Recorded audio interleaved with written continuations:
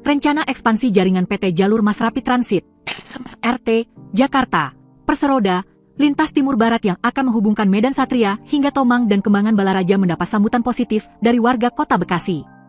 Satu contohnya datang dari Yusuf Bahtiar, warga RT 06 RW 07, Kelurahan Medan Satria, Kecamatan Medan Satria, Kota Bekasi.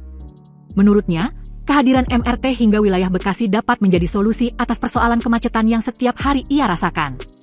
Ia mengaku membutuhkan waktu sekira 1,5 jam untuk menuju Jakarta menggunakan sepeda motor dari kediamannya. Sehingga dengan adanya MRT diharapkan dapat mempersingkat waktu. Kurang lebih 1,5 jam dari Bekasi ke Jakarta pakai sepeda motor.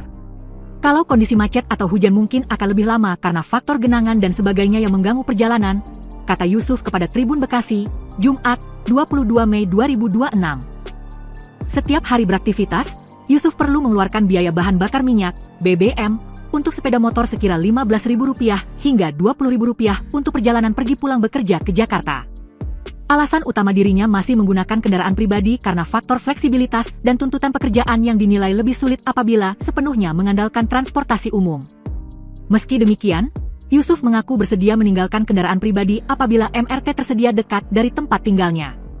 Bersedia, beberapa kali si suka naik transportasi umum ke Jakarta untuk kerja, hanya emang Tifa sering. Tapi kalau ada MRT balik lagi, jadi ada pilihan juga naik transportasi umum yang dekat dari rumah, jelasnya. Yusuf menilai, kemacetan menjadi kendala utama perjalanan warga Bekasi menuju Jakarta. Bahkan, waktu tempuh perjalanan bisa bertambah hingga 1 jam ketika kondisi lalu lintas padat. Macet sih paling kendala. Karena waktu perjalanan bisa nambah setengah jam atau paling parah bisa sejam, ujar Yusuf.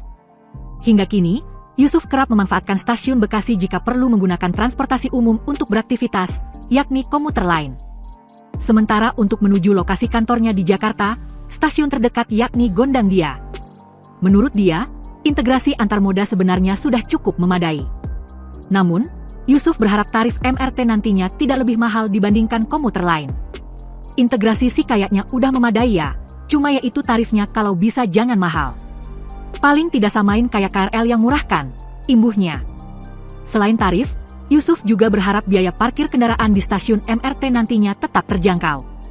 Sebab, transportasi dari kawasan permukiman menuju stasiun di Bekasi masih terbatas. Sama fasilitas parkir kendaraan di stasiun jangan mahal-mahal. Soalnya di Bekasi kan agak susah ya transportasi pengumpan dari rumah ke stasiun. Tapi kalau ada MRT Medan Satria, tentu itu akan sangat-sangat membantu saya karena mungkin tinggal jalan kaki aja ke stasiun, harapnya. Yusuf mengungkapkan, proyek MRT lintas timur barat perlu diprioritaskan pemerintah. Mengingat mobilitas warga penyangga Jakarta terus meningkat dan kondisi komuter lain semakin padat. Kalau perlu diprioritaskan kayaknya perlu juga, karena mobilitas warga yang kerja di Jakarta udah makin banyak dan KRL udah makin padat. Kemacetan juga udah bukan cuma di Jakarta tapi di kota-kota penyangga. Kebutuhan moda transportasi umum sangat diperlukan, ungkapnya. Warga sebut proyek belum jelas. Diketahui, wacana pembangunan jalur MRT yang melintasi Kecamatan Medan Satria, Kota Bekasi, disebut belum terlihat kejelasan hingga kini.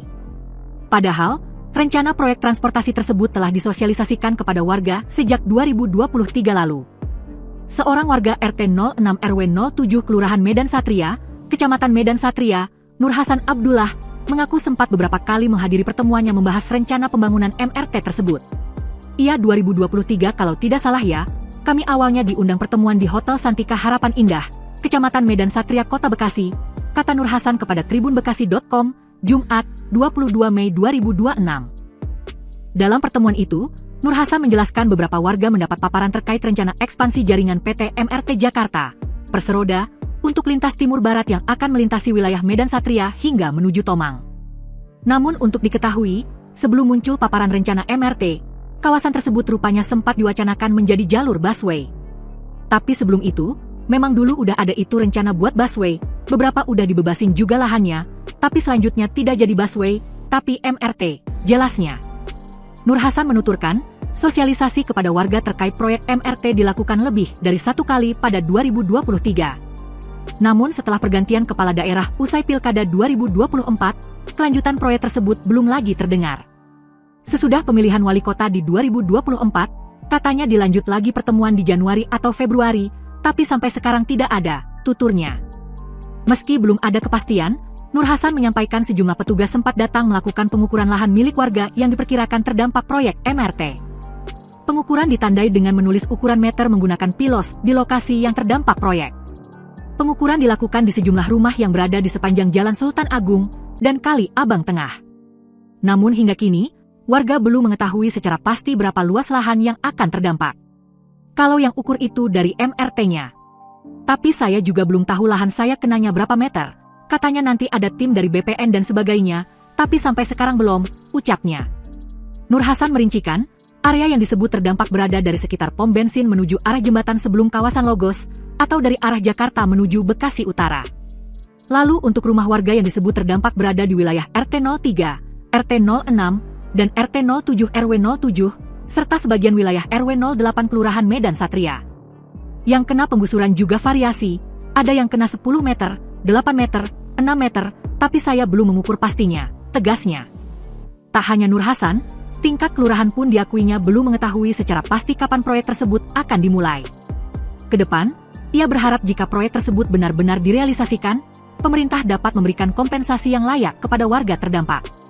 Karena ada rencana begitu, saya kan bangun rumah itu kan sejak tahun 1982, saat ini kan kondisi rumah perlu perbaikan, kan udah ada aturan, seperti kompensasi harganya sesuai gitu gantiannya, jangan dizolimin aja, harapnya.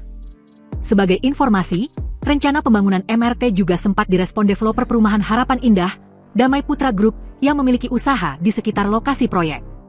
Bahkan, Damai Putra Group dan MRT Jakarta sempat secara resmi menandatangani atau sepakati Memorandum of Understanding, MOU, untuk menjajaki potensi pengembangan Transit Oriented Development, TOD, di kawasan Kecamatan Medan Satria.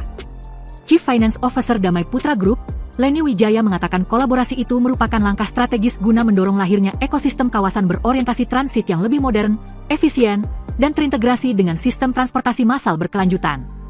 Kerjasama ini bukan hanya berbicara soal integrasi infrastruktur atau titik transportasi, namun tentang menghadirkan pengalaman hidup baru yang lebih efisien, lebih sehat, dan lebih inklusif bagi masyarakat, kata Leni, Rabu, 5 November 2025. Leni menjelaskan TOD akan menjadi game changer bagi kota Harapan Indah. Lalu integrasi TOD di kawasan Medan Satria akan memberikan lompatan aksesibilitas bagi para halayak, penghuni, serta pelaku ekonomi di kota Harapan Indah. Dengan konektivitas langsung menuju jaringan MRT Jakarta, mobilitas masyarakat akan menjadi jauh lebih cepat, praktis, dan terhubung dengan pusat kota, jelasnya. Sementara Chief Operating Officer Damai Putra Group, Barawit Jaja menuturkan TOD akan membuka peluang besar untuk hadirnya fasilitas dan amenitas urban baru.